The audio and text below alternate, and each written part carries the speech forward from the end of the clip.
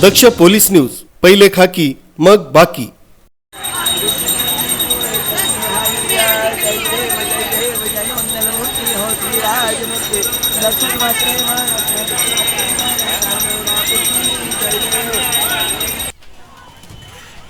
गणपती बाप्पाचे विराजमान झाल्यानंतर दुसऱ्याच दिवशी ऋषी पंचमीचं महत्त्व देखील आहे।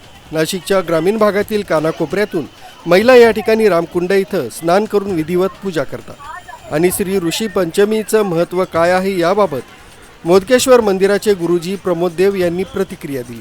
तसंच महिलांनी देखील याबाबत प्रतिक्रिया दिली। नाशिक इथून आले।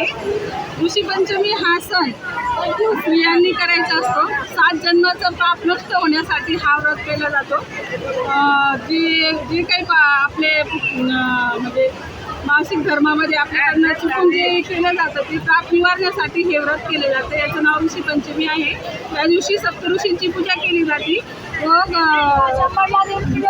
देवाकडनं आपल्याला वाट मागितली जाते। तसंच या परिसरामध्ये महिलांची मोठ्या संख्येनं गर्दी दिसून आली। प्रकाश दुर्वे, दक्ष पोलीस न्यूज, नाशिक।